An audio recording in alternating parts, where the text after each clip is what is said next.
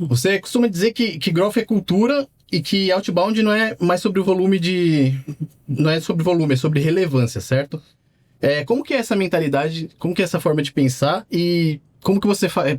O que você pensa da prospecção hoje?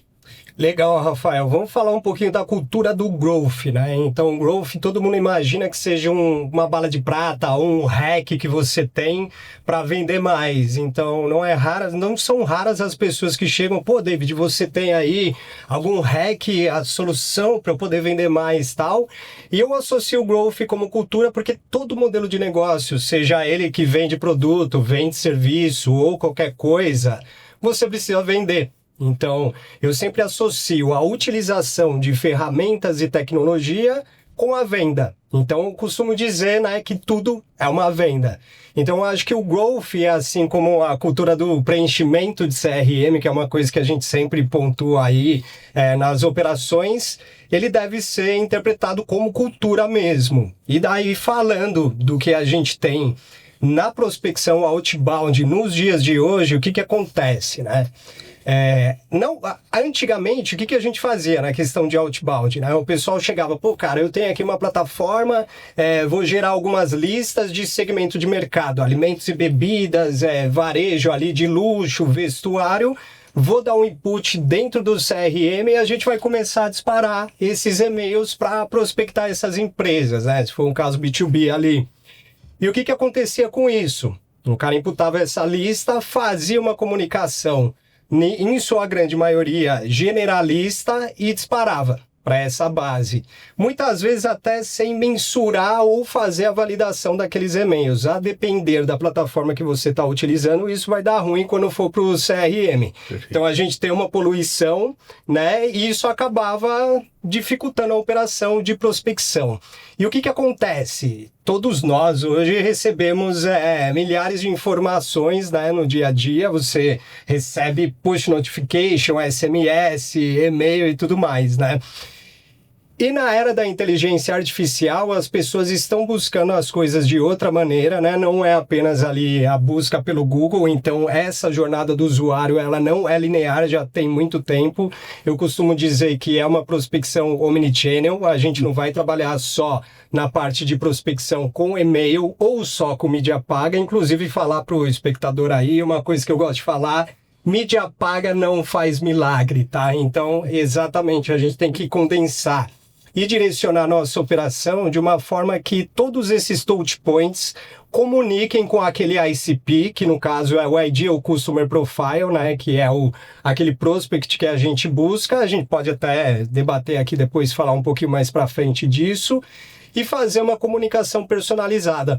Então, acredito que em questão de ferramentas hoje, a gente vai ter inteligência de mercado, que tem Apollo, Lucha, outras ferramentas, CRMs, né, que o pessoal está acostumado a utilizar no dia a dia, que é o Salesforce, é o HubSpot, pode ser o Brevo, tem uma série de inúmeros fatores.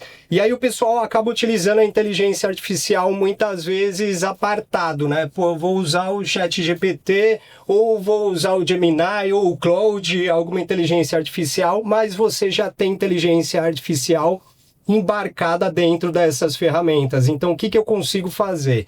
Eu consigo, desde criar, né, eu tenho agentes de inteligência artificial dentro de um CRM, onde eu costumo, né, utilizar para a criação de e-mails personalizados, e depois que a gente dispara para essa base, a gente consegue analisar o comportamental.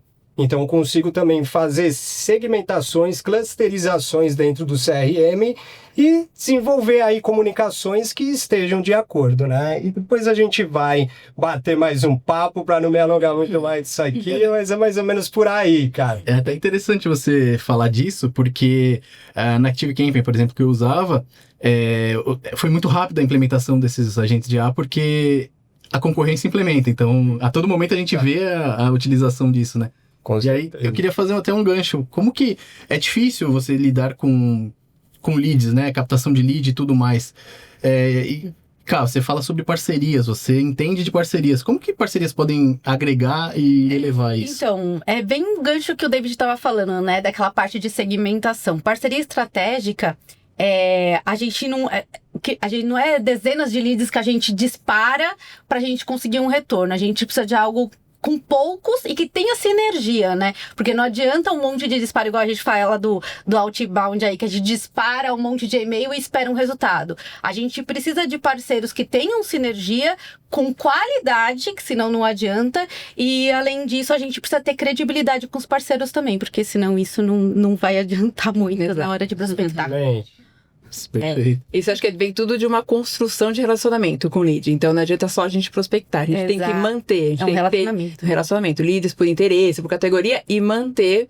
Pode ser até por multicanal. Então a gente tem que falar com ele realmente, independente, até que o David falou, né, do IA. A gente tem que falar com ele de várias maneiras, com vários canais e nutrir ele de uma forma de qualidade. Também não adianta a gente bombardear ele, que a gente vai ser só mais um. Então a gente tem que entender ele e personalizar a comunicação pra gente conseguir chegar e trazer ele para mais próximo da gente. Credibilidade, né, também. Senão acaba caindo só mais um, né? Exatamente. E também tem aquele papo de que o cara muitas vezes ele não quer conversar com a inteligência artificial, né? Às vezes ele precisa ter a interação humana. E aí a gente sempre fala que pessoas compram de pessoas, né? Então tem que construir um relacionamento. O relacionamento com os influencers ainda acho que ainda é forte, justamente por isso. Porque a gente tá falando com uma outra pessoa. Então acho que ainda é válido, apesar de ter mudado muito aí todo esse aspecto com a inteligência artificial, acho que ainda é válido essa interação. Eu acho que é válido e até hoje a gente fala de micronichos, né? Então você tem mais opções ainda para você desenvolver seu negócio através desse tipo de parceria, né? Sim, exatamente. Mas falando do lead, desde a entrada do lead, eu vejo que muitas vezes as empresas pecam desde a captação. Porque quando você capta um lead, a ideia é trabalhar ele numa esteira que seja adequada para que você possa, no final, vender ou se aproximar mais dele, né? E eu vejo que muitas vezes a pessoa capta esse lead e não trabalha posteriormente, ou capta informações que são informações diferentes de que deveriam captar. Então ela não tá comunicando. Tá agregando também, né? Exato. Parece que áreas não se comunicam. Isso é comum, às vezes parece falar, não, é numa empresa pequena. Não, empresas grandes fazem isso, né? Exato. Quantas vezes a gente já não deixou os dados e nunca recebeu uma comunicação, por exemplo? É muito Sim. Verdade. Exatamente. Eu acho que esse é um ponto também. Aí se perde, né? Não tem até a finalização, né? Exatamente. Você perde o lead na esteira e depois que você perdeu, é muito difícil recuperar esse lead, né? Porque você nem vai lembrar mais dele. Às vezes o fluxo de entrada é grande, que nem você falou, muita gente Perde capta o time, lead, né? Perde total o time.